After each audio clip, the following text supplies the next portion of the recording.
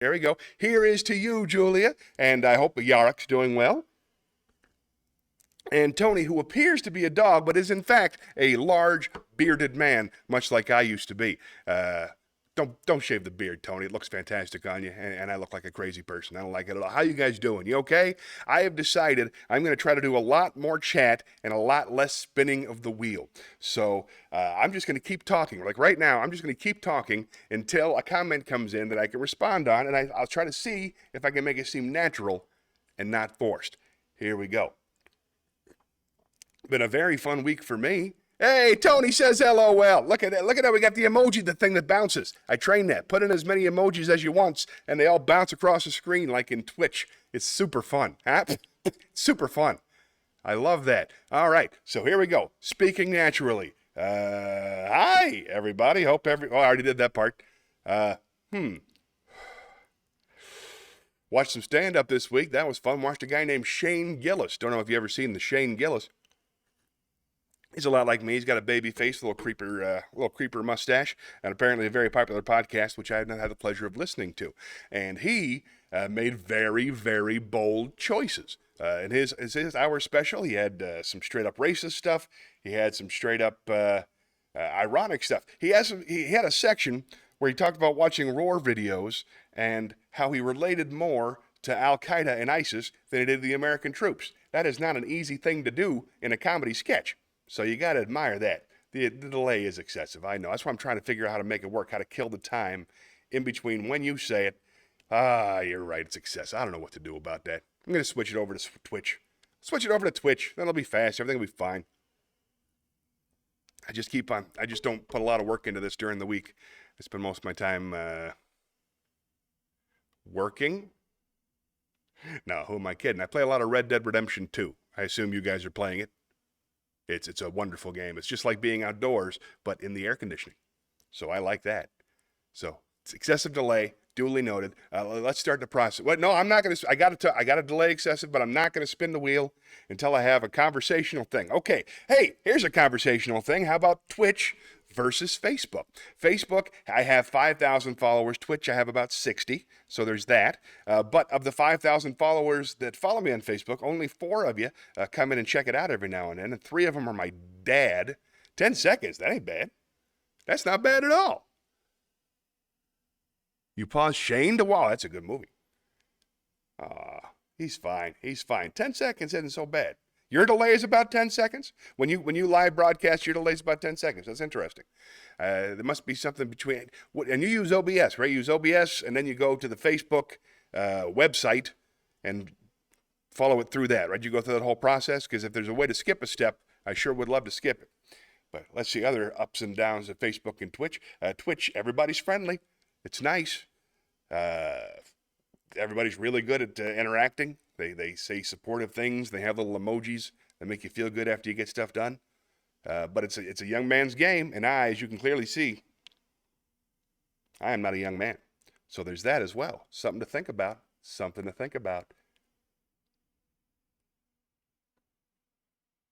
I want more there we go. Mine is closer to a minute. That's ridiculous. I should call somebody. Is it Zuckerberg? It's with a Z, right? I don't even know how to fix it. A minute lag, and timing is so important to my comedy. I think a minute is too long. I'm going to go ahead and say it, too long. I'm putting my foot down.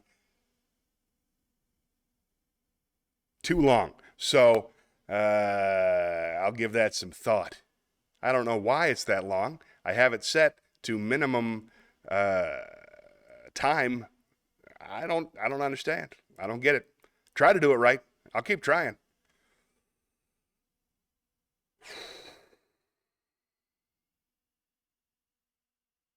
Yeah, I'm panicking. I'm going to spin the wheel. I got to spin the wheel. I need the wheel. The wheel is going to give me some comfort in these trying times. I'll be right back, guys. I got to spin the wheel. Got to figure out this minute lag thing. But type some stuff. When I come back in a minute, I'd love to have some stuff to talk about.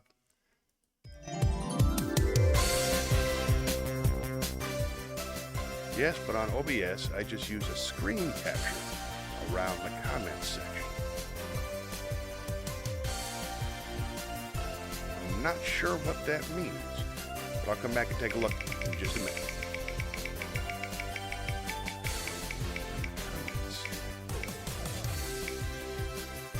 Oh, I see what you're talking about now. All right, that's a little bit easier.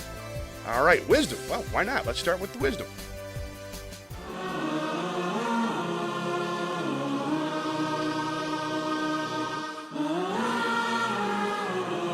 Hello, my friend. Come closer. Closer.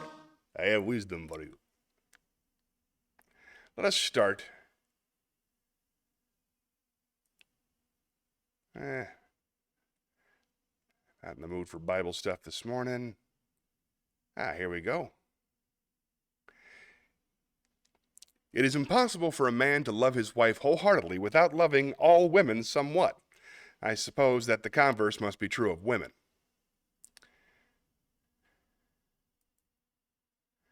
I got more.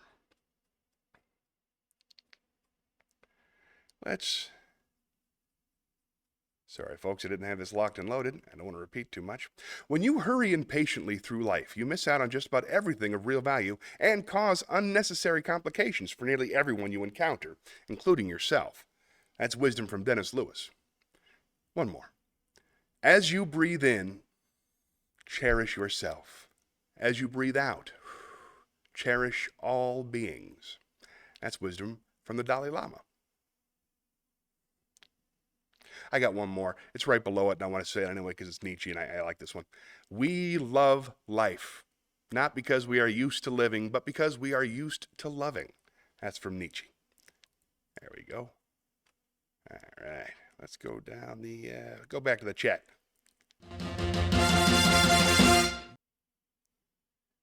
I gotta be honest, my dumb, stupid, bald face doesn't look as bad as I thought it was going to on the program this morning.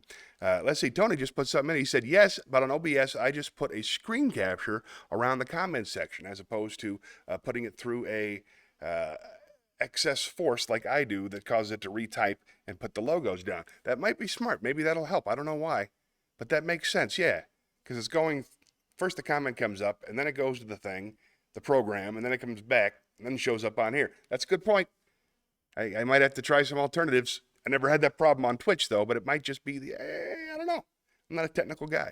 But he keeps trying, too. So I'll think about that. I'll see if I can do the screen capture. That might work pretty well. But I like this. I like the magic screen. As a matter of fact, I was hoping to move the magic screen so that it was on every single page. So that when I'm doing monologues, the magic screen's up so you guys can chat to each other, you know?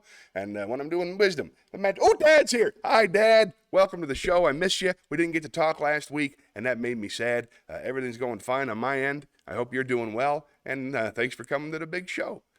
We were just talking about the lag and how I could try to fix it. I think we just need to figure out a way to communicate like we're texting or we're sending letters to each other. You know, why don't you just like, my dearest son, I gave great thought today to, something like that. You start off with a nice long letter, and then I can compose a letter back, and by the time I'm done, you're ready with it. I think it'll work. We'll give it some thought. Anyway, I'm trying to stay longer in the chat. Ordinarily, I would have bailed out right there, but not today. Today, I'm enjoying the chat more. Even though it takes a minute for you to get there. Can you imagine people used to communicate? It would take days. You remember that? I was a kid. That's all you had the phone, sure, but you couldn't see them. Unless they mailed you a picture. If they mailed you a picture, you could see them. It doesn't matter. The point, hey, here's something we can do. Dad's here. I'll tell you about last week, and then we'll fool around a little bit later. Last week, the reason that I shaved my face is because I did a show called Ghosts of Comics Past.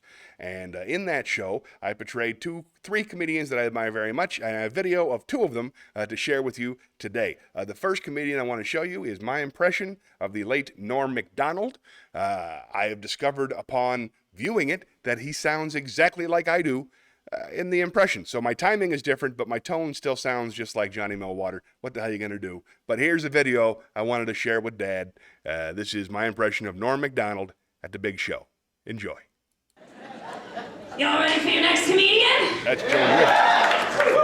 Your next comedian, he's from SNL, Dirty Work, and The Norm Show. This is Norm Macdonald!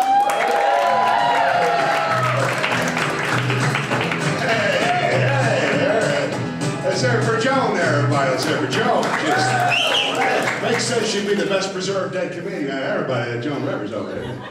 Had a lot of work done. I just got back from the airport. They kept asking for my ID. And it seems to me that ID is a very strange abbreviation because I is short for I, and D is short for identification. So it seems to me that D is doing most of the lifting on that.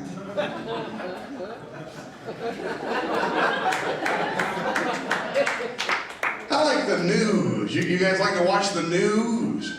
I like to watch the news. I'll tell you something about the news. I don't understand it. But I still watch it. Because I think I'm supposed to or something. I don't know. The newsman will come on and he'll say, hey, today the deficit. And I'll be like, oh, I've heard that word before. And it'll be the Dow Jones Industrial Index is down. And I'll go, up. I like when it's up. That's my opinion on the Dow Jones. Industrial interest. Yeah. I feel like there's too much news now. When I was a kid, the news was half a hour long. That's all they had, a half a hour. A man would come in a suit and shit, and he'd say, hey, here's the news, and it'd be half a hour. Now it's 24 hours. And that's too long. 24 hours is too long. They gotta repeat stories, they gotta make stories up. Yeah? Like what I see a lot of nowadays is the newsman will come on the TV and say, hey, I'm the newsman. And he doesn't say that, but you know. And they say, today's top story, a lady has vanished. That's the story. A lady has vanished, and we're going to go outside where there's Bill. Let's go to the big little guy outside and say, hey, how's it going inside? You can see I'm outside. I'm here, and I just found out about Janice. Janice is a woman who was missing. Her car is found here in the Taco Bell parking lot. Don't worry, the car's fine, but they can't find hide nor hair of the lady. Well, back to you. And you're watching at home, and you're thinking, I don't give a fuck. I never knew Janice in the first place. In fact, I'm kind of glad that it's Janice and not somebody I know. And then they start telling you about Janice, you know, they start filling you in, like, oh, here's some cool stuff about Janice. Like, no, thanks, I don't hear it. But no, you gotta check this out, you gotta listen. They can't help themselves, you know? And they say, it turns out that this Janice, she's a real cool lady. Yeah, we have some friends here. I'll tell you about it. Here's the first lady, and sure enough, it says, friend of Janice. And she comes out, and she said, now Janice, she was a type of lady where you could turn to her whenever you needed her. You know you can turn? You know, like sometimes you need help, or maybe your neck just hurts, then you turn. Well, the point is that if you turn your head after that way, the person you'd want most in your eye line would be Janice. Yeah, the second lady would come on. She wasn't the first lady, she's the second lady. She'll come on and say, Janice, oh my God. Janice is the type of lady that she could walk into a room and she would just light up the whole room. She didn't have a fucking light or nothing like that. She was just able, through sheer tyranny of will, to illuminate a room. And then there's a third lady. It's not one of the first two. The third lady will come on. She said, oh, Janice, I'll tell you about, is that who you're asking about, Janice? I'll tell you about Janice. Janice is the type of lady where you could be talking with your best friend in the whole world. And Janice will walk in and say, fuck you, I'm talking to Janice. Because Janice is better than you, let's face it. She's better than everybody. Then you start to get invested in Janice. You start caring about Janice. You start thinking, like, oh man, I like that Janice. She seems like a good lady. Maybe I could meet her. So, oh, fuck, I forgot she vanished. And then they try to give you updates and things like that. You watch the news and you get hope, you know. And I don't care what Obama says. Hope is never good. But you see them on the TV and they go back outside and say, hey, Bill, how's it going outside? It's all right. It's no inside, but it's fine. So, Bill, I hear there's more news on Janice. Yes, you can see behind me they're searching for Janice. They're scouring the woods. And you go, oh, shit, not the woods. Nothing good ever happens in the woods. I've seen enough of these stories to know Janice ain't coming bounding out of the woods anytime soon. Hey, guys, I was just strolling through the woods. Why is everybody taking my picture? I was just strolling through the scraggly woods. No, if they find you in the woods, they always find you in the same place. They find you in a shallow grave. I don't know why I don't look there in the first place. If I was a police chief, I'd say, I want every shallow grave in the area checked out. I want this case solved by Tuesday on account I'm running for DA or whatever. Doesn't shallow grave seem a mite rash? I mean, these serial killers are supposed to be so cunning and shrewd, at least according to the TV movies I've seen. And then, when it comes time for the grave, they get all hasty. Yeah, there you go, 2 twigs and a leaf. That'll be fine. That doesn't look like Janice anymore. I don't remember Janice ever wearing 2 twigs and a leaf. Oh, well, guess we'll go home and await the authorities. No, you gotta plan it better than that. If I were to do it, and I would never, ever kill a woman in cold blood. I wouldn't. I know I say that now. I can't predict the future, but I don't think that I would kill a woman. I know there's no river long enough to contain a bend, but as I am now, I don't think I'd kill a woman in cold blood. But if I did, I'd plan it out. You gotta plan it carefully. Because, there's a lot at stake. You could lose your job, I don't know what they do. It's a blemish on the old CV, I know that. Even in today's evolved society, there remains a stigma to being a psychosexual sadist. What I would do is I'd find a lady, right? I'd find a lady, and then I'd pay attention to her habits, right? I'd pay real close attention. Like, I'd find a lady, and I'd go, hey, I noticed that lady every day she goes to the cheese sandwich shop. And she walks down with a paper bag. I bet you anything, there's cheese sandwiches in that bag. And then I go, hey, it looks like every Wednesday evening she goes and plays basketball with her lady friends at the YMCA, which is fine nowadays. And I say, hey, so what would I do? Well, the next Wednesday, I'd be out in the parking lot, and what would I have in my right hand but a cheese sandwich? And she'd be coming out with a, sweaty with a ridiculous 3-color ball and everything. And she'd be like, hey, what's that there in your right hand? And I'd be like, nothing, I'd be coy, She'd say, no, yeah, something in your right hand. I'm like, wait, who knows more about what's in my right hand? Me? Oh, this. That's just a cheese sandwich. Why, you like them or something? Got a whole fucking van full of them right over there. You see that creepiest van you ever saw over there? It's filled with cheese sandwiches. You don't have to have cheese sandwiches in the van, unless you like to be known for your detailed work. Then, I'd get her in the van, and I would drive her to a remote location, an area most known for its remoteness, where I built a tin shed.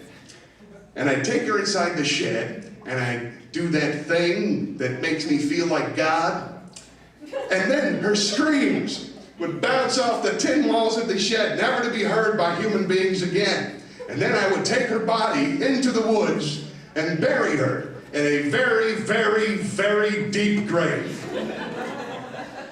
Hope you had a few laughs, everybody. Thank you very much. There you go, folks. As promised, Norm Macdonald performance from Ghosts of Comedians Past. Sounds about an octave too low now that I listen to it, but still fun to watch, and my favorite Norm Macdonald bit. It's just a friendly Canadian serial killer talk. It's hard to do. Well, if anybody's still tuning in, I didn't get any new comments, so I'm going to move on to the next adventure. Dad, if you're still in here, let me know. I got another video. I'll play it for you when I know you're here. Till then, let's spin the wheel. Here we go. I miss the wheel. I like doing this stuff. My habit. Zen Cohen. All right, the time has come. Let's head on down to the campfire.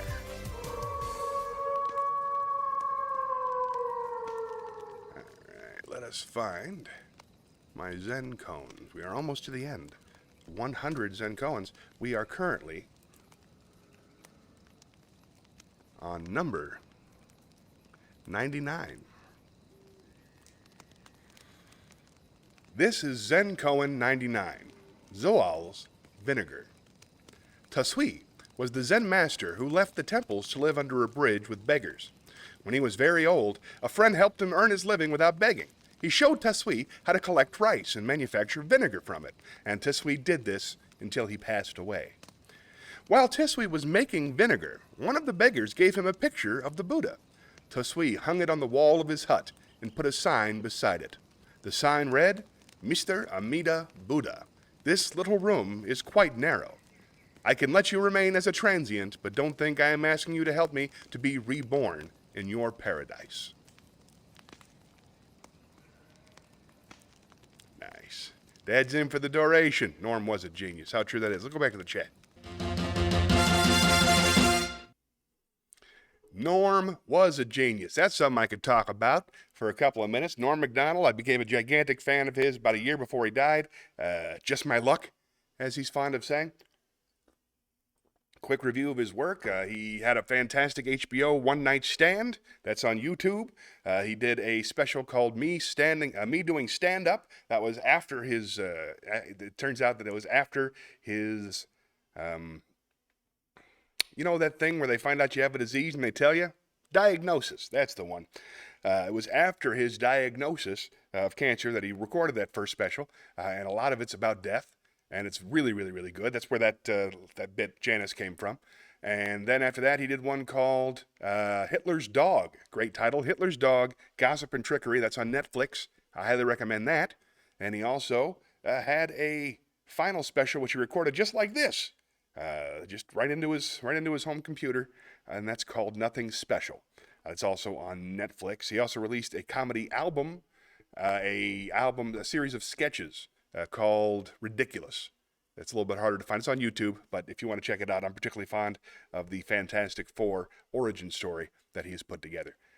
Wonderful stuff. I love Norm, and it was a pleasure to sort of get inside his head for a little bit, and I hope to do that impression again next year and do it better. Okay. I'm taking a little bit of my humor. I thought in my head, this sounds ridiculous, but apparently that's where you got to go. So I'll figure it out. Don't worry about a thing. So from there, I'll show you the next impression I did. Another great genius. This is Rodney Dangerfield.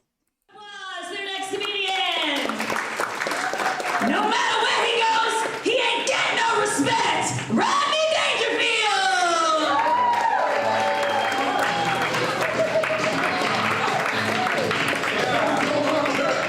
What's going on up here? Am I having that dream where I'm performing in hell? Oh, good crowd, good crowd. You know me, I love crowds. My house was always crowded, always people around. You know, I come from an old-fashioned, hard-working, stupid family. That's who I come from. Dumb family I had. Last week I looked at my family tree, I found out I'm the sap. My dad, my old man, he was dumb too. Oh, he worked in a bank, they called him stealing pens. I tell you, I can't relax. Thought I'd have a couple drinks last night. I said to the bartender, surprised me. He showed me a naked picture of my wife. My wife. We got no sex life either. She's cut me down to once a month. I'm lucky. Two guys I know she cut out completely. I talked to one of the guys. I said, who said you could fool around my wife? He said, everybody. My wife wants to have sex in the backseat of the car. She wants me to drive. I don't blame her. I'm a bad lover. I'm a terrible lover. You kidding? One time I caught a peeping Tom booing me. A doctor says my wife and I should enjoy sex every night. Now we never see each other. That's my problem. I got the wrong doctor, you know. Dr. Vinnie Butch, that's my doctor. You know my doctor, Dr. Vinnie Butch. I saw him the other day. I said, doctor, every morning I wake up, I look in the mirror. I feel like throwing up. What's wrong with me? He said, I don't know, but your eyesight's perfect. It's a strange doctor. No matter where it hurts, he wants to kiss it and make it better. Last week, he treated me for a hernia. I had to change my phone number. Didn't help me lose weight either. He said, run 5 miles a day, 2 weeks. I called him up and said, Doc, I'm 70 miles from my house. You got to multiply for that one. You don't like to multiply over here, okay? My dentist has another one. I told him my teeth were getting yellow. He told me to wear a brown necktie. Never had any luck with doctors, never. My proctologist, he used to work for Roto-Rooter. If everybody knew what a proctologist was, it'd be a hell of a joke. And you never heard of Roto-Rooter.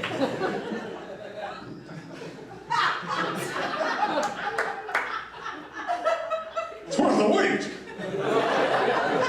Can you guys see that lady too? And in my head, you threw me off. I don't know which joke is next. I tell you, it's hard to be funny when you're coming off drugs. What was the last one I said there? It was a doctor, right? I was talking to my doctor, Dr. Benjamin Bonds. I had a tough week last week. My psychiatrist said I was going crazy. I said, if you don't mind, I'd like a second opinion. He said, all right, you're ugly too. I know I'm ugly. I stick my head out the car window, I get arrested for mooning. When I go to the bank, they turn off the cameras. I'm ugly. I'm what you call a two-bagger. That's where you put a bag over your head in case the bag over my head breaks. I'm ugly. It's an ugly kid, too. Worked at a pet shop. People kept asking how big I'd get. My mother never breastfed me. She said she liked me as a friend.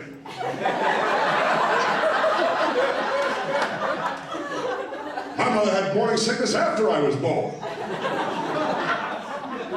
She used to hang a pork chop around my neck so the dog could play with me. My dad, he didn't like my looks either. He used to carry around a picture of the kid that came with the wallet. My old man. One Halloween, he told me to put jockey shorts on my head and go as an ass. Never helped me, old man. I was kidnapped. They sent him a piece of my finger. He said I want more proof. One time I asked my old man how to fly a kite. He said, jump off a cliff. I messed up the wording and it matters a lot. One time I asked my old man how to get my kite in the air. He said, run off a cliff. Oh, death, where is thy sting? That's the problem. No respect. That's it. No respect at all. Never get any respect. No respect, I tell you. None. That's where the applause Yesterday, is. for 2 hours, a fella followed me with a pooper scooper. Never any respect. I bought some rat poison. The lady said, you want me to wrap it up or are you going to eat it here? I held a seashell up to my ear and said, get off the beach. Never had any luck at the beach. One time I lost my parents at the beach. And I said to the cop, do you think we'll find them? He said, I don't know, kid, there's so many places they can hide. Hey, hope everybody had a few laughs. Thank you very much. There you go. So let's talk about Rodney Dangerfield for a minute. Thank you for watching, those of you still paying attention. Hope you can hear it okay. Rodney Dangerfield is an idol of mine, not only because he's probably the best joke writer who ever lived, but because he was a highly functioning depressive. He was the kind of guy, every story you hear about Rodney Dangerfield, all day, every day, he was in his bathrobe with his balls hanging out. There is no Rodney Dangerfield story that does not start with his balls hanging out. And that's the life I want. Right? Just hang around, my balls hanging out every day, and then at night, put on a fancy suit and go tell jokes, be a star, and then come back and be a depressive during the day to have it both. All you got to do is put on a fresh shirt, fresh tie, slicked back his hair. Hey, Kimmy's here. Glad to see you, Kim. Welcome. That's wonderful. And he was a professional. He made it work. It was also very fun to memorize that because I had learned a new memorization technique that I'd never tried before that consists of writing down the monologue's first letters of every word. I heard Bryan Cranston talk about it on some podcast somewhere, and it worked like a charm. I was able to remember a really good 6 minutes of Rodney Dangerfield material is tough because it's all one-liners. Everything's so short. And one of the things I noticed is Rodney only breathes in during the laugh. He breathes in between the jokes, and then his exhale is the joke. Then he breathes in, and his exhale is the joke. He doesn't miss a breath. He's amazing. So that was really, really fun to do, and I enjoyed it. I also did a Mitch Hedberg impression later on in the evening, but I don't have video of that just yet, so we'll keep going. Hello, Kim. How you doing? Where are you? I'm told I have a 1 minute lag. I hope you guys can run with it. 1 minute lag is, yep, there's Kimmy. She says LOL, right? I wonder what she was laughing at. Oh, use emojis too. Use emojis. I got a thing to make the emojis go whoop, whoop, whoop, whoop, whoop. It's fun.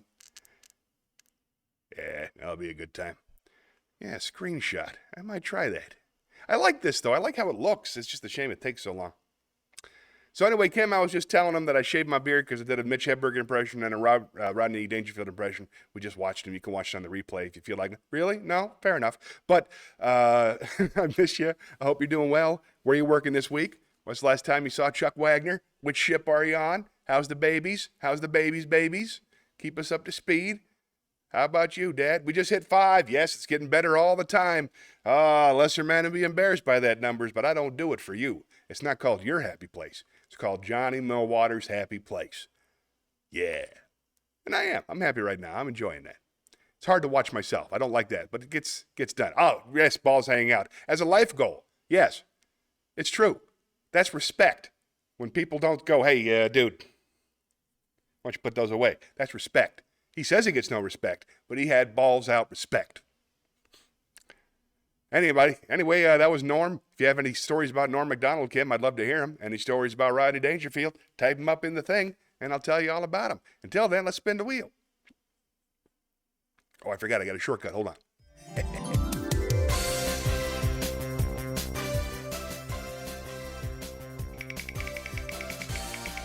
Galveston, Texas. Beautiful town. Wouldn't want to be there on Juneteenth.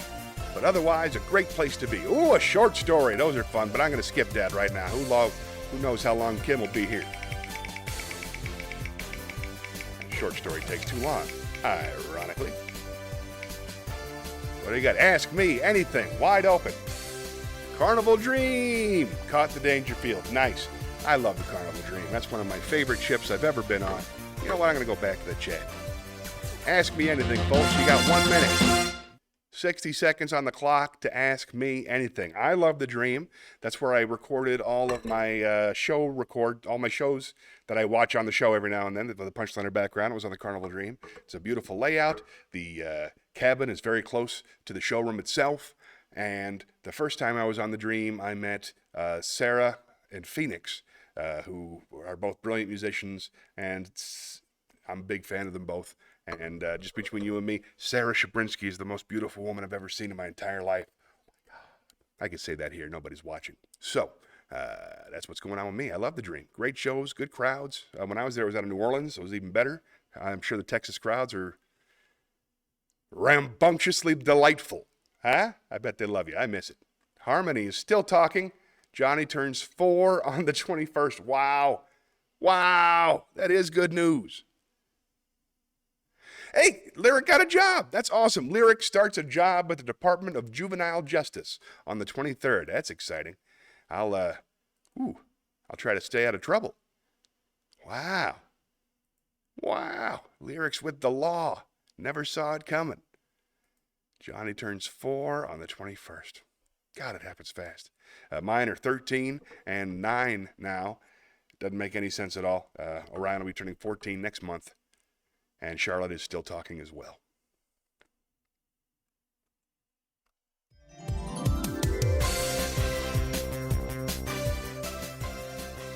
think I'll pour myself another coffee.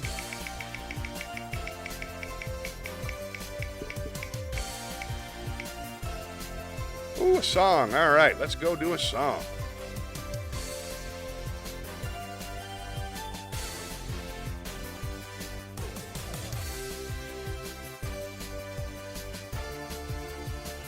$60 seconds when the delay is 60 seconds. You know what? That's a very good point.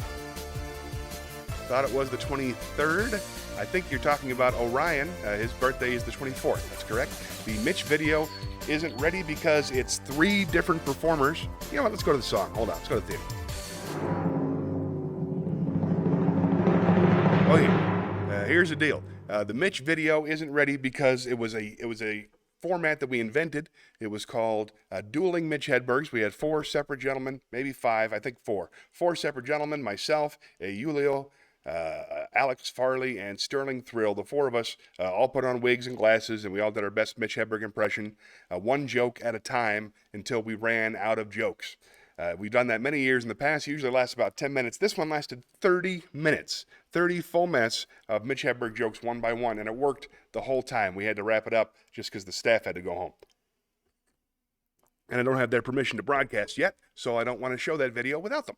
So that's what's up with that.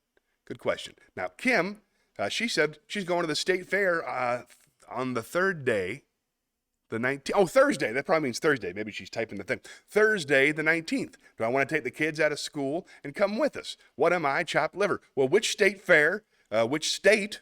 Is it in Charlotte? And no.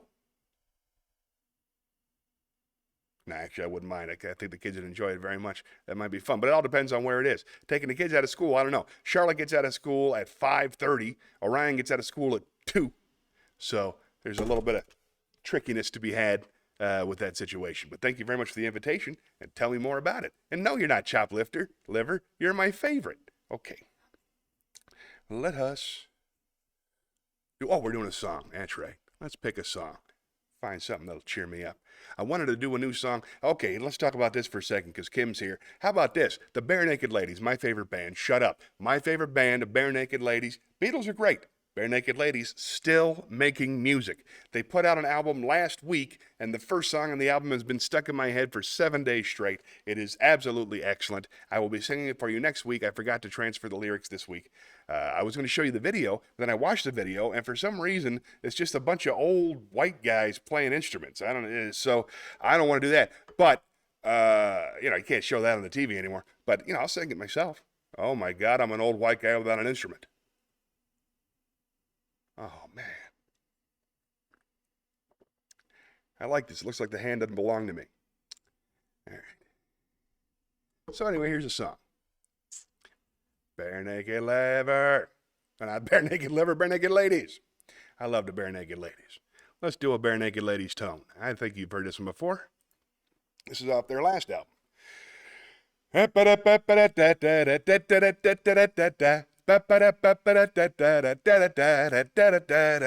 people want to take a high dive into a drink. Some people want to take a swirl off into the sink. Why would you argue? Is the half glass full? It's the glass half full. It's a mess. I drank the first half. You can drink the rest. Hey, one foot on the pedal, one hand on the wheel. Don't know where I'm headed, but it starts right here.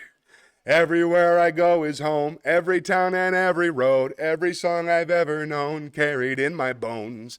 I feel like a lightning strike every time I rock the mic. You can join me if you like, or I'll go on my own. I'm looking up, up, up, up, up. I'm looking up, up, up, up, all the way up, up, up, up, up. I'm looking up, up, up, up, all the way. I think you'd find it hard to believe. Back in my yearbook, voted least likely to succeed. You go and worry about the things you can't control. I'ma see the donut, you can see the hole. Everywhere I go is home, every town and every road, every song I've ever known carries in my bones. I feel like a lightning strike every time I rock the mic. You can join me if you like, or I'll go on my own. I'm looking up, up, up. Up, up, I'm looking up, up, up, up, all the way up, up, up, up, up, I'm looking up, up, up, up, all the way up. That's just pure joy. How about that? Joy. That's what Johnny's Happy Place is all about. Things that bring me joy. Again, let's just talk about this space for a second. I have all this space up. I forgot I can't do that. I have all this space up here. That's where I put the words on my TikToks. I don't post the songs for several reasons, but I put them up there. But then we have the space over here. I could put the chat and a space over here. I don't even know what to put over there, but something to keep it visually interesting. So I'll listen to your advice in about 60 seconds. Till that time, let's go back to the chat.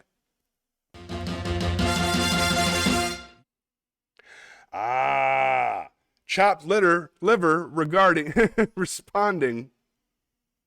Now I get it. You're not Choplifter. You're just out of my league because you're a blood relative, and it just doesn't seem right. But you know what? I hate to say it. I think Sarah's even better looking than you.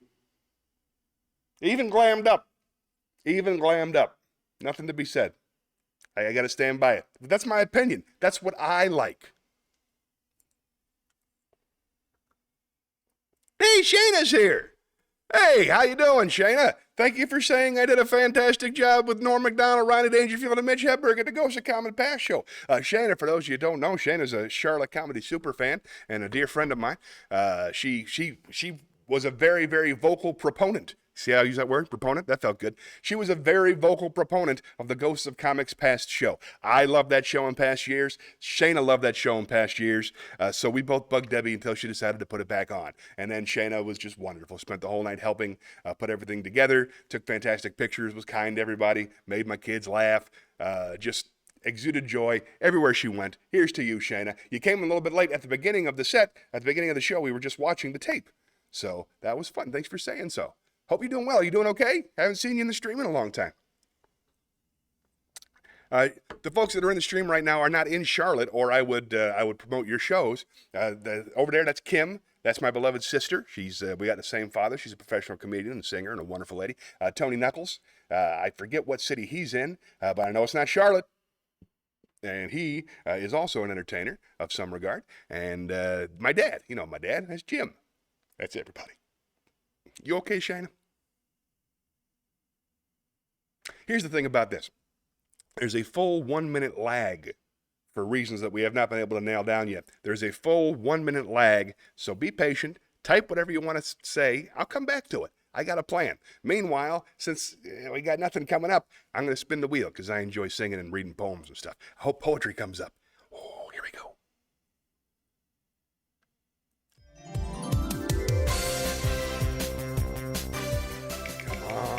Poem. Come on, poem. Boom.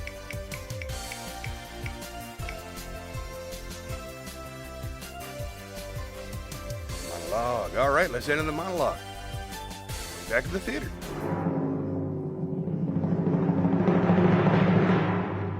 Now, got a whole bunch of new monologues. I would like to do something by George Carlin, because I very much enjoy reading the work of George Carlin. I'm going to do something pretty dark, though, so buckle up. Let's do Dumb Americans by George Carlin. People are fucking nuts. This country is full of nitwits and assholes. You ever notice that? Oh, my goodness, yes. Oh, my goodness. Nitwits, assholes, fuck-ups, scumbags, jerk-offs, and dipshits. And they all vote.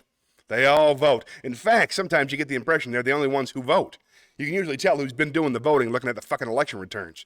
Man, it sure ain't me out there wasting my time with a meaningless activity like that. You know those people on the Jerry Springer show? Those are the average Americans. Oh yeah, believe me, below average can't get on a show. Below average is sitting home watching that shit on TV, getting ready to go out and fill out their sample ballot. People are fucking dumb. You can say what you want about this country, and I love this place. I love the freedoms we used to have. I love it. I love that. I love it when it didn't take a fucking catastrophe to get us to care for one another. I love the fact that we're on camera at all times from all angles, but you can say what you want about America. And like I say, I love this place. I wouldn't have it any other way. I wouldn't live in any other time in history in any other place. But say what you want about America, land of the free, home of the brave. We've got some dumbass motherfuckers floating around this country. Dumbass motherfuckers, Now, obviously, that doesn't include this audience. I understand that. You seem intelligent and perceptive, but the rest of them, holy fucking shitballs, dumber than a second coat of paint. Now, this ain't just ranting and raving. This ain't just blowing off steam. I got a little evidence to support my claim. It just seems to me that only a really low IQ population could have taken this beautiful continent, this magnificent American landscape that we inherited. Well, actually, we stole it from the Mexicans and the Indians, but hey, it was nice when we stole it. It looked pretty good. It was pristine. Paradise. Have you seen it lately? Have you taken a good look at it lately? It's fucking embarrassing. Only a nation of unenlightened half-wits could have taken this beautiful place and turned it into what it is today. A shopping mall. A big fucking shopping mall. You know that. That's all you got. That's all you got here, folks. Mile after mile of mall after mall. Many, many malls. Major malls and mini malls. They put the mini malls in between the major malls. And in between the mini malls, they put the mini marts. And in between the mini marts, you've got the car lots, gas stations, muffler shops, laundromats, cheap hotels, fast food joints, strip clubs, and dirty bookstores. America the beautiful. One big transcontinental commercial cesspool. And how do the people feel about all this? How do the people feel about living in a coast-to-coast shopping mall?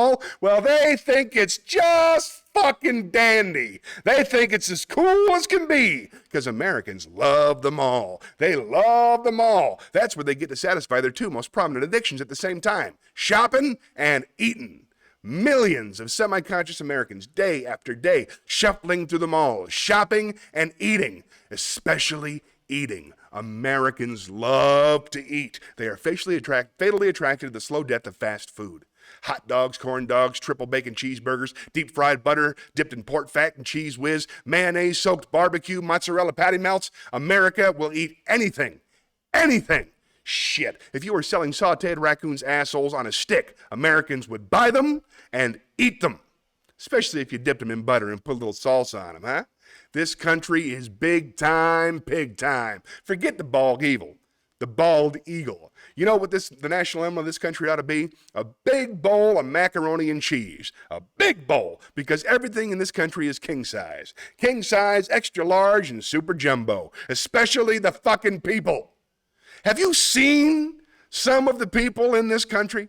Have you taken a good look at some of these big, fat motherfuckers walking around? Big, fat motherfuckers. Oh my God. Huge piles of redundant protoplasm lumbering through the malls like a fleet of interstate buses. The people in this country are immense. Massive bellies, monstrous thighs, and big, fat fucking asses. And if you stand there for a minute and you look at one of them, and you begin to wonder, how does this woman take a shit? How does she shit? And even more frightening, how does she wipe her ass? Can she even locate her asshole? She must require assistance. Are paramedics trained in this field? And standing right next to her, of course, with a plate full of nachos and a mouthful of pie, is her clueless fucking husband, Joe Sixpack, with his monstrous swollen beer belly hanging dangerously out over his belt buckle. This guy ain't seen his dick since the Nixon administration. And if you stand there and you look at the two of them, you begin to wonder to yourself, do these people fuck? Is this man actually capable of fucking this woman? It doesn't seem structurally possible that these two could achieve penetration. Maybe they're in that Cirque du Soleil or something. I'm telling you, the people in this country, every one of them is 50 pounds overweight. They are gargantuan. And in the summertime, God help us, in the summertime, they all want to wear short pants. Jesus, Lord, protector of all that is good and holy, deliver us from fat people in short pants. They all got short pants. Short pants, big bellies, fat thighs, and dumb kids. Short pants, big bellies, fat thighs, and dumb kids. Every one of them's got two dumbass kids with them. And the whole family is wearing t-shirts. And every one of them has got the same t-shirt. I'm with stupid.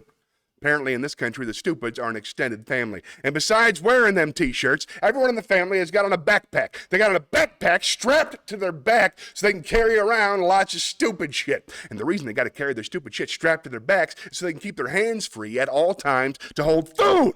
And to get that food up to the mouth where it gets shoveled in with all the rest of the disgusting shit they ate that day. And another reason for the backpack is these people are going to buy even more stupid shit. They ain't got enough stupid shit at home. They just had a stupid shit sale. They're going to buy more. They're going to go out into the parking lot and stuff this shit in the big, fat, ugly, oversized SUV that's got plenty of room in it for stupid shit, and lots of room left over for these big, fat, ugly motherfuckers to get them home. Stopping on the way, of course, for jelly roll and fried dough.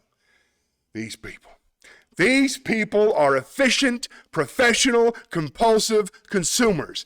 That's their civic duty. Consumption. It's the new national pastime.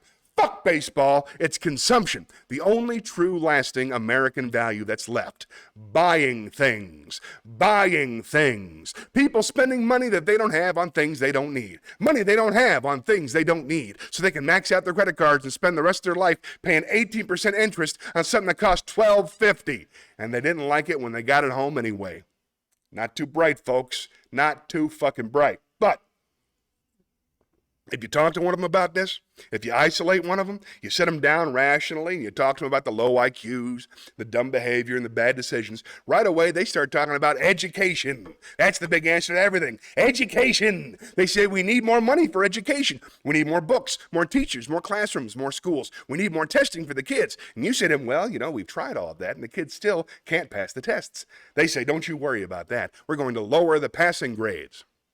And that's what they do in a lot of these schools now. They lower the passing grades so more kids can pass. More kids pass, school looks good, everybody's happy, the IQ of the country slips another 2 or 3 points, and pretty soon all you'll need to get into college is a fucking pencil. Got a pencil? Get a fuck in there, it's physics. Then everyone wonders why 17 other countries graduate more scientists than we do. Education! Politicians know that word. They use it on you. Politicians have traditionally hidden behind 3 things: the flag, the Bible, and children. No child left behind. No child left behind. Oh, really? Well, it wasn't that long ago you were talking about giving kids a head start. Head start? Left behind? Somebody's losing fucking ground here. But there's a reason. There's a reason for it. There's a reason that education sucks, and it's the same reason that it will never, ever, ever be fixed. It's not going to get any better. Don't look for it. Be happy with what you got. Because the owners of this country don't want that. I'm talking about the real owners now. The real owners. The big, wealthy business interests that control things and make all the important decisions. Forget the politicians. They're irrelevant. The politicians are put there to give you the idea you have freedom of choice. You don't. You have owners. They own you. They own everything. They own all the important land. They own and control the corporations. They have long since bought and paid for the Senate, the Congress, the state houses, and the city halls. They've got the judges in their back pocket, and they own all the big media companies, so they control just about all of the news and information you get to hear. They've got you by the balls. They spend billions of dollars every year lobbying to get what they want. Well, we know what they want. They want more for themselves and less for everybody else.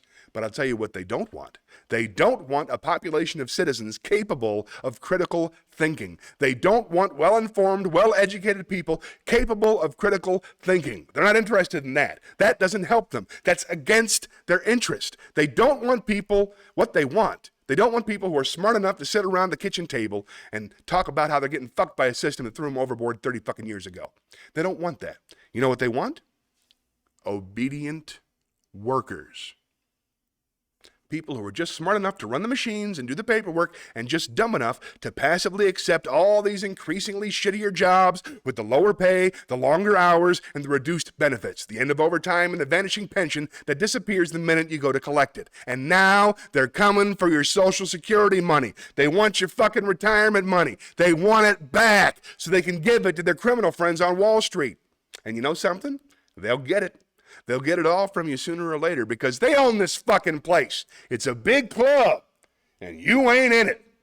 You and I are not in the big club. By the way, it's the same big club they used to beat you over the head with all day when they tell you what to believe. All day long, beating you over the head. And their media telling you what to believe, what to think, and what to buy. The table is tilted, folks. The game is rigged. Nobody seems to notice.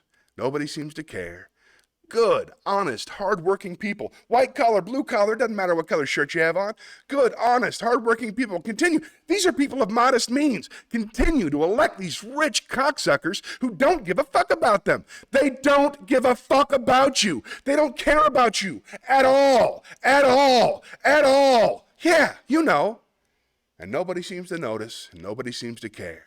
That's what the owners count on. The fact that Americans will probably remain willfully ignorant of the big red, white, and blue dick that's being jammed up their assholes every day because the owners of this country know the truth.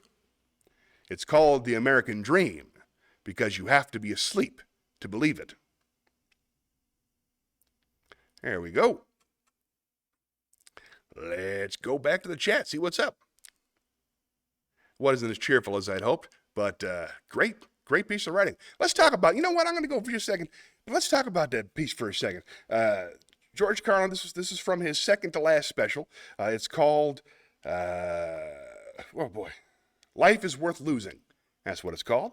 It's after he became sober for the first time. He had just gone through rehab, so he put on an hour sober, a sober look at the world. And it's dark because the world is a dark place. but it's still got punchline, still flows beautifully. It's still an extremely interesting piece of writing. I enjoyed it. So there we go. Let's go to the chat chalet. All right.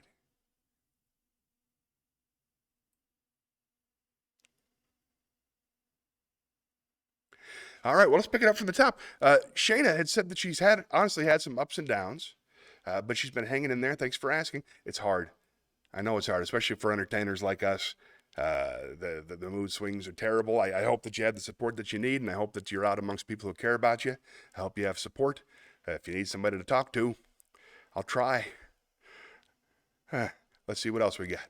Let's see. Underneath there, it said, Tony said he just added you on the Tickety Talks of some regard. I'm currently in Harrisburg. Very, very nice. I did. I'm on the Tickety Talks. That's what it cuts down for. And we'll see. The first TikTok got 128,000 views. The second one, and everyone since, 234. I took the last week off from posting to see if anyone would notice. Nobody did. But I'm still going to keep doing it because I enjoy it. Shannon said, but on a positive note, she was extremely impressed that you impersonated 3 dead comedians, more than anyone. Well, it's not a competition. Those are people who I really, really, really love, and I love the process of getting inside their head and figuring out how they speak and why they speak the way they do. Thank you for saying so. And then Shannon said, I'm glad we bugged Debbie Millwater enough for the show to happen again. Me too. It's a fun show for me, and I really enjoyed process. Thanks for saying so, Shannon. It's very kind. Then Dad said, love the Carlin. I try to put a little bit of Carlin in there for you every time, Dad. Thanks for paying attention. Thanks for being here and for being my number 1 subscriber. I'll say it. Oh, hey, and Shannon started saying, I loved hanging out with Charlotte Rose before the show. That's my daughter's name, Charlotte Rose. She and I are buddies. I also loved her costume so much. My daughter dressed up as Chucky from Child's Play, and since then, she's been watching the Chucky television program on Peacock, which is not good. Not a good show, and not a good thing for a 9-year-old to be watching, but, you know. She's fine. Until I said it out loud, I didn't realize it was a problem. I'll take a look at that, see if I can't get her to cut down on watching the terrible shows. But I'm not going to show you a picture of her because I don't show pictures of my kids on here. But you can picture Chucky. Looks like that. And you can check out my page on my wall if you follow me, Shayna. You know Shayna, if you follow me, I repost almost all of her stuff. Every show I'm in that Shayna posts about, I repost her stuff because she's a wonderful describer of comedy. There we go. All right, I think we're up to speed. I love Charlotte too. Ooh, here we got some more.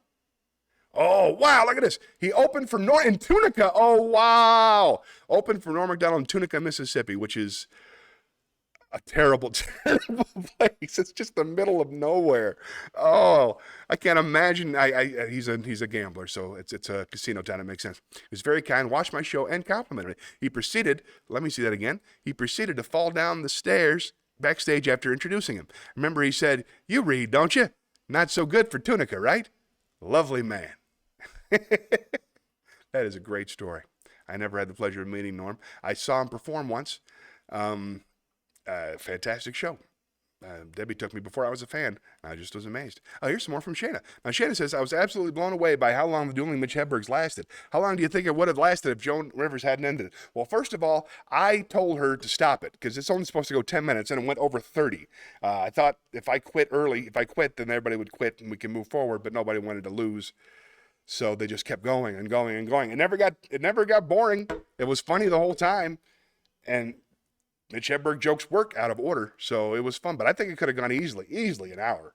Those guys studied hard. That was impressive, man. I talked to Alex Farley about his preparation process, and he came up with like an online quiz, and his wife was testing him back and forth, and Julio was totally obsessed. They really, really cared about doing the assignment right, so it would have gone on for at least 45 minutes, probably an hour. But I asked her to end it because it was too long. Oh, this is so much fun. Enough comments that you'll have to scroll up. Interested to see how you do that. Well, I don't read the comments off of this screen. I have a special screen over here that has last names in large print that you can't see. Enough comment that you have to scroll up. Interested to see how you do that. See, I can highlight that. Hey, I got the highlight. Look at that. And that's how I do that. And then Dad said, pin. I don't know what that means. Oh, Shayna's got a Christine story. Christine said, Christine, and I thought it was hilarious when you said, where's he from? When one of the Mitches had a foreign accent. That was fun. Yeah. The third performer is a man named Eulalio. I forget his last name off the bat. We had lunch last week. Very, very cool guy. Very good comic. And he did not attempt to do a Mitch Hedberg voice at all. He just had, he's a Mexican fella. He has a Mexican accent. And he did Mitch in a shred Mexican accent, and it still worked. Excellent. Really cool guy. Oh, and I love Christine. Tell her I said hi. Shayna said, speaking of George Carlin, I loved Gail Murray's costume in George Carlin impersonation. I thought it was okay. I love Gail, but I love George Carlin. So I'm glad she got the bald cap and made the attempt. I think she only got, you know what? I don't need, yes, hooray for Gail. How about that? Yeah, I love George Carlin, and I love Gail. I could tell she worked very, very hard to get that right, and it was a set I enjoyed very much. I don't have to criticize. It's awful. Yeah, hooray for Gail. Gail Murray is a comedian here in Charlotte, good friend of ours. I like to refer to the show in the third person, ours. Nope, that's plural. I don't know what I'm talking about. Try to sound smart and I end up, you get it. Let's spin the wheel. This is great. We made, oh, what? Hey, here's some more. Shayna said he did a great job, even with his accent. Everybody did a solid job. That was a rock-solid show. Now, usually there's like two clunkers, but there were not two clunkers. We had a fantastic, let's see, Norm opened it up. Joan, she put on so much vocal fry when she didn't have to. She has natural vocal fry, but she was fantastic, looked amazing, sounded great, very, very funny.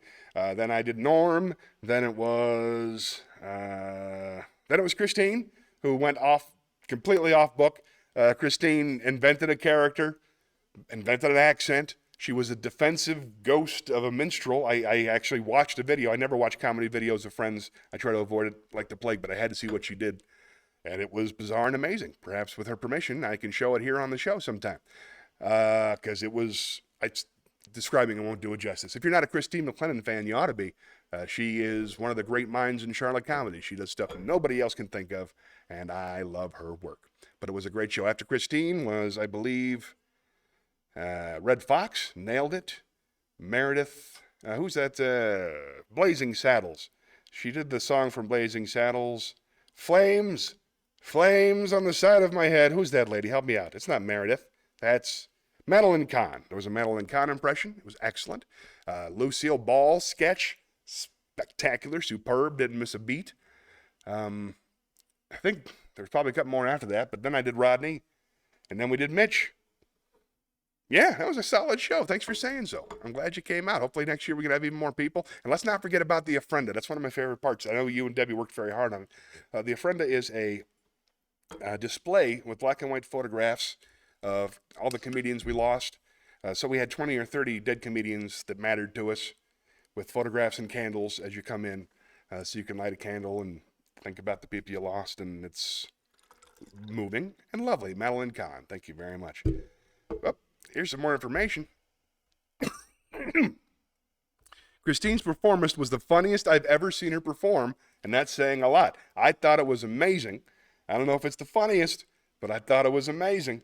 I've never seen her do anything less than amazing. She's the one whose name comes up the most when you talk to other comics. People just walk up to me, just out of nowhere, Jason Allen King will both be, we won't talk the whole time. I don't know, but Mike, he'll just walk up to me and say, oh man, that Christine McLennan's good. I'm like, yeah, I know, she's amazing. I don't know what she's doing. I don't know where she's coming from. How did she think of that stuff? Oh no, she's fantastic.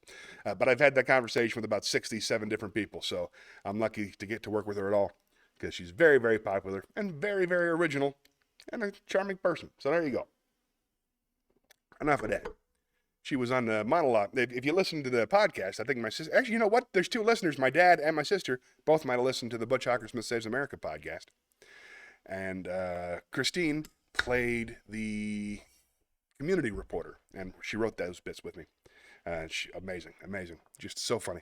Debbie's Phyllis Diller was on point. How true that is.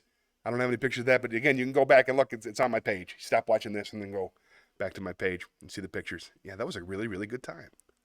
Oh, man, that was nice. Way to go, Shayna. Thank you so much for giving me so much. I'll tell you what, I'm going to spin the wheel. Keep on typing, all right? I'll be right back. Let's see what we do. Thanks for being here, Shayna.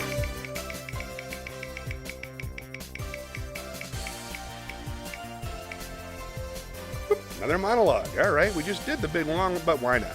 Back to the theater.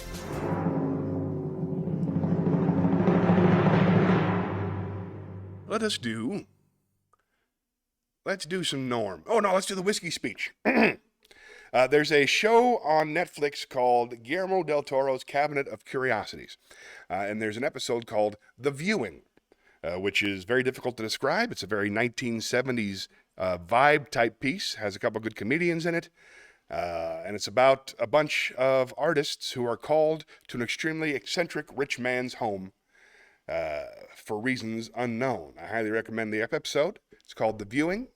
And this is a monologue about the scotch that he serves them. Whew, off the game. Here we go. In my hand is a 50-year-old Tsuruhara single malt whiskey. In my hand is a 50-year-old Tsuruhara single malt whiskey. The distillery opened in 1921 in a small suburb of Kyoto, where the water was revered. So revered that the legendary tea masters had been coming there for centuries to perfect their brews. This particular bottle survived aerial bombing in World War II that damaged the distillery. The bottle then fell to the ground during the Nankaido earthquake of 1946, chipping it here, as you can see. Yet it remained intact. It made its way across all that chaos, all that potential destruction, longer than many human lives, to us, here, tonight, in 1979, for us to share and enjoy. The other day, I have a little decanter. It's full of bourbon. My friend asked me what was in it, and I wanted to learn that. Ooh, hey, wait, we got some more stuff from Shane. Let's go back to the chat. Whoop.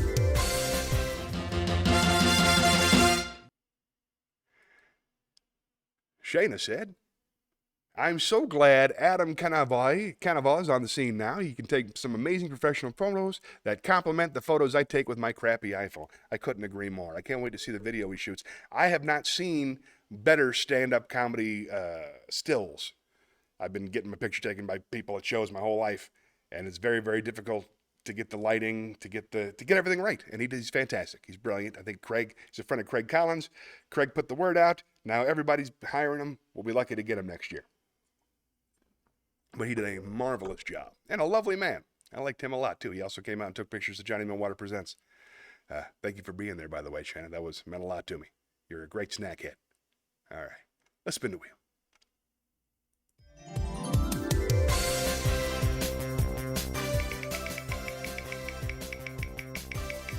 I always wonder why you didn't get a better camera. Ooh, no, I don't want to do the story. Well, I guess I better. We're almost out of time. Wow. No Shakespeare yet.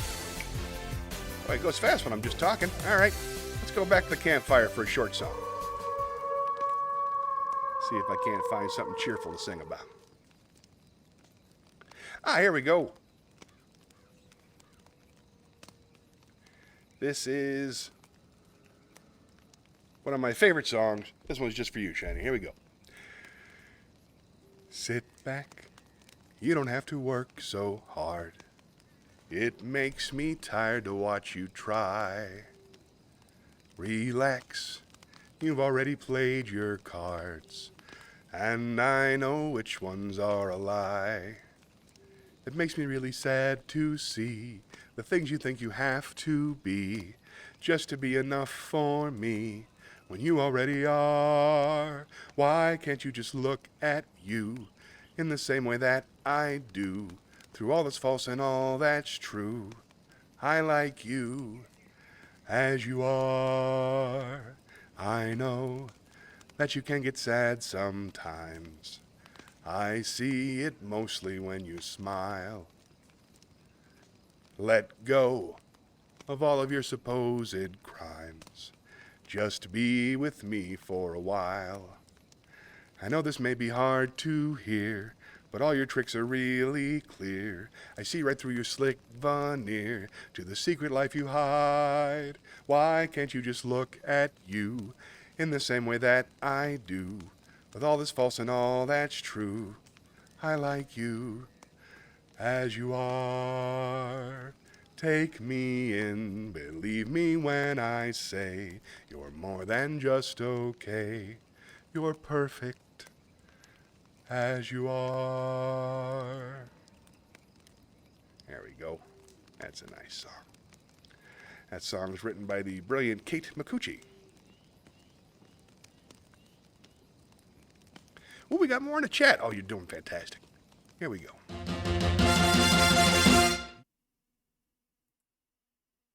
Now, Shannon said Craig Collins' Pee-wee was one of the highlights of the show. I'm a huge fan of Pee-wee and Craig, and I especially love the red bicycle Debbie found for him. It was a nice touch. For the folks watching at home, Craig Collins, singular, is a comedian, about a year here in Charlotte. He has an open mic on Mondays. He's a dear friend of mine, and a wonderful, positive man who's beat cancer on 8 or 9 different occasions, always smiling, always positive, always giving what he can.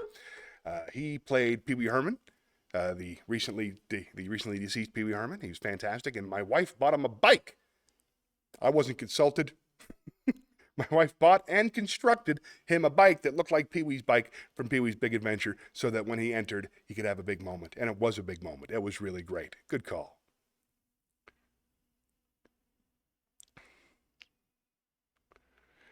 Oh, Tony said, I like how you don't let the wheel dictate every decision now. I'm not the wheel is not the boss of me, okay? That's important. I like telling stories, but, I got to keep things flowing. And I don't have a new story picked out.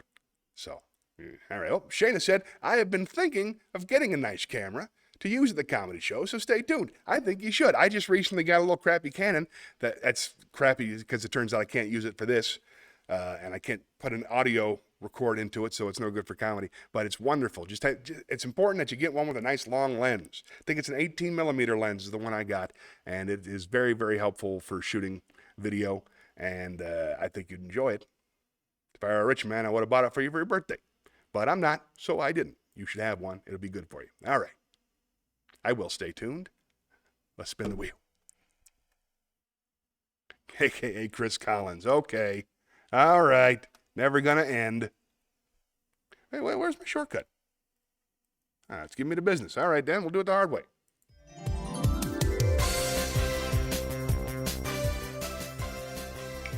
For the folks at home, a while back, I was doing graphics for my wife's show my wife produces. Let's go back to the comedy club.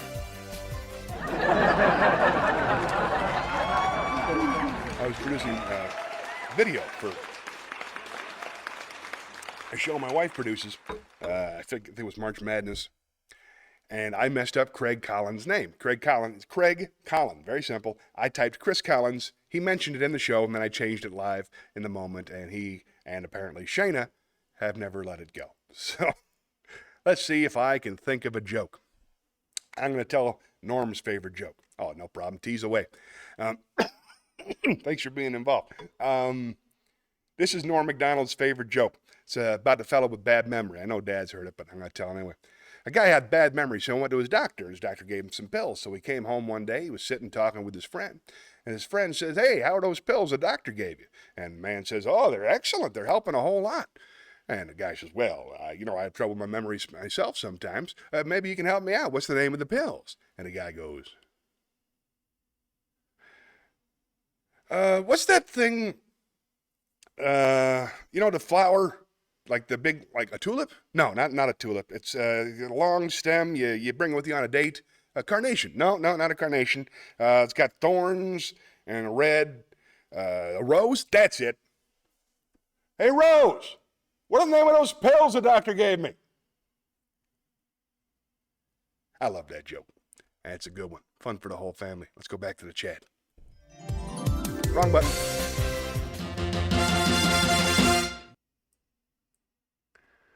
All right, no new comments since then. Feel free to drop them in every chance you get. I like this slow zoom. Huh? I feel like I'm on a little spaceship. Maybe I could do that. I'll program this into a spaceship that I can fly around the screen and take places in the green screen. That might be fun. Who knows? I'm also giving a lot of thought to what I should put back here. I like the moon and everything, and the cityscape's a classic, but I think it should be something more interesting, and I'm not sure what yet. So I'll just put that out there. You guys type it in the chat. Well, let's spin the wheel. Let's spin the wheel. Let's spin the wheel. There we go. 8 minutes left. Haven't done any Shakespeare yet. No poems.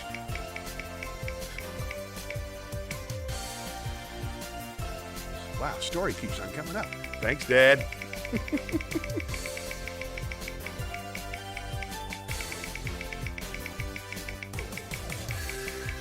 The great jokes are funny every single time. Poem! Excellent. Well, let's go to the poem room. I said poem. There we go. We'll get the headset on for the first time this show.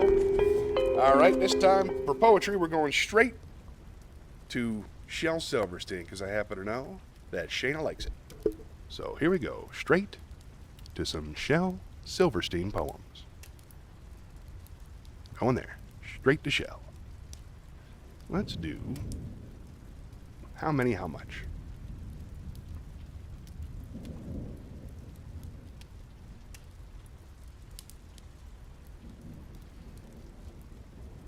It's taking a moment to load. And this awkward silence is brought to you by Johnny Millwater. How many, how much? By Shel Silverstein. How many slams in an old screen door? Depends on how loud you shut it. How many slices in a loaf of bread? Depends how thin you cut it. How much good inside a day? Depends how good you live 'em. How much love inside a friend? Depends how much you give 'em. Here's another from Shel Silverstein. This is Listen to the Mustn'ts by Shel Silverstein. Listen to the mustn'ts, child. Listen to the don'ts. Listen to the shouldn'ts, the impossibles, the won'ts. Listen to the never-haves, the lost. Close to me. Anything can happen, child. Anything can be. One more. This is called Masks. It's by Shel Silverstein. She had blue skin, and so did he. He kept it hid, and so did she. They searched for blue their whole life through, then passed right by, and never knew. I like that one a lot. Let's go back to the chats. Well, that was fun. All right. Let's see what Shayna said. This Shayna, you're doing great. This is twice as good as it usually is. Thanks for being here. Dad thinks the joke is still funny. Thank you, Dad. Shayna said, you're so great at putting together these nifty graphics. Thank you. This is a hobby of mine. I haven't figured out how to do it for a living yet or have anybody. Thank you. How about that? Just thank you. I don't have to. Thank you. I enjoy doing it. Thank you for saying so. And Shayna says, I love Shel Silverstein, and so do I. Can't get enough Shel. All right. Only got about 5 minutes left. We only did 3 poems. Haven't done any Shakespeare yet. Let's go down and get our sonnet on.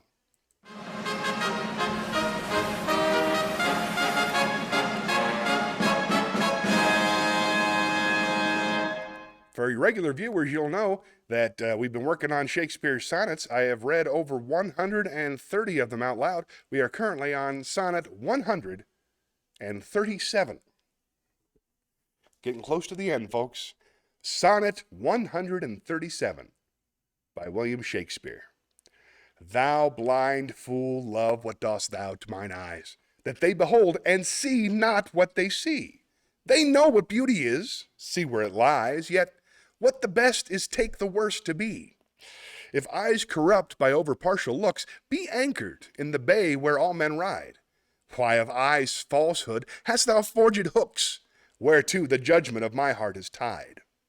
Why should my heart think that a several plot, which my heart knows the wide world's commonplace, or mine eyes, seeing this, say this is not, to put fair truth upon so foul a face? In things right true, my heart and eyes have erred, and to this false plague are they now transferred. Transferred. It's good enough for me. Who am I to question the rhyme scheme of the great William Shakespeare? Or Willie Shakes? How about that? I got so excited. Shayna, when when Christine's character, whose name escapes me, name dropped Willie Shakes. She said she was going to do a sonnet. I was like, oh my God. It was a joke. It turned out she wasn't going to do the whole sonnet. But she had bars. She could have dropped bars. That's what she was trying to explain with her defensive middle British character. I don't know. She's awesome. Let's spin the wheel. Hey, Spring, welcome. Yay, we got two comedy super fans in the same room. Spring Byram, this is my friend Shayna. Shayna, this is my friend Spring. Hold on. Tony said, "Aw, thank you." Okay, hold on there. Hold on. This is nice.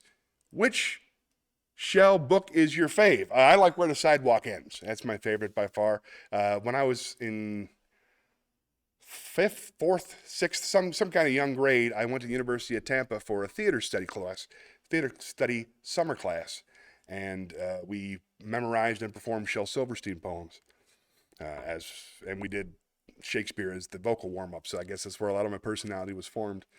And I had two jobs. One of them was a monologue about a silver fish, and the other one was to sit and watch somebody perform a monologue.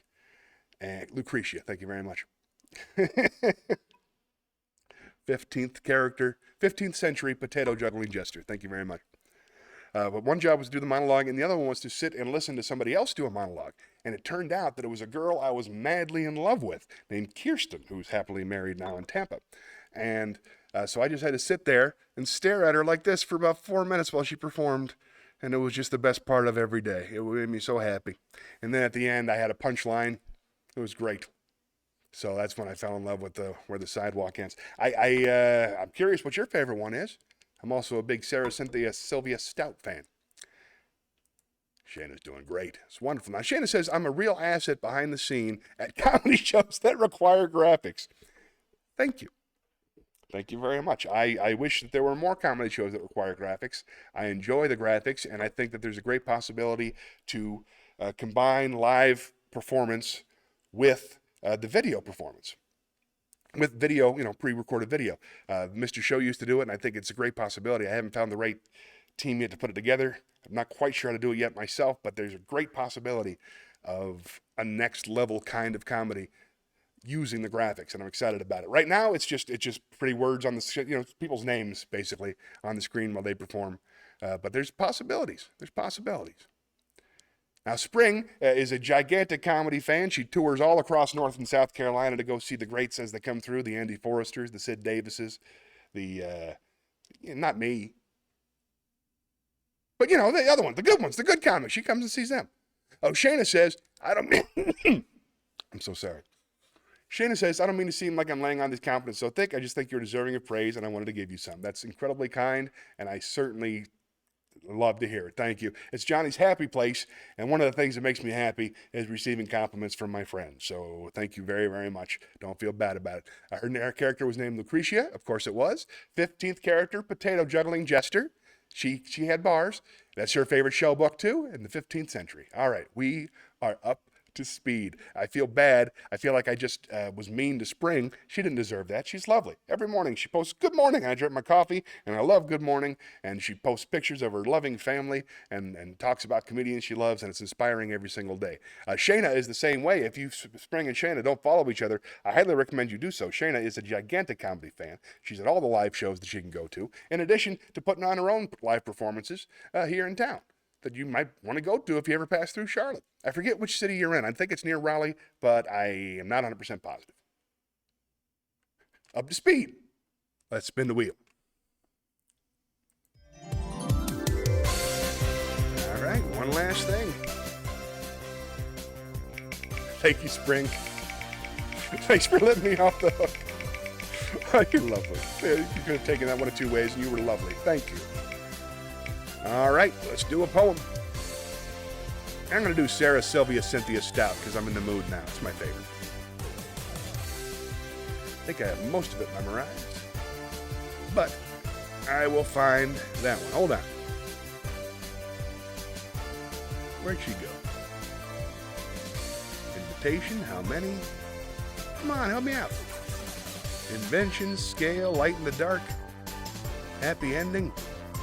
Man, I should have alphabetized these. Hold on. To the poetry corner.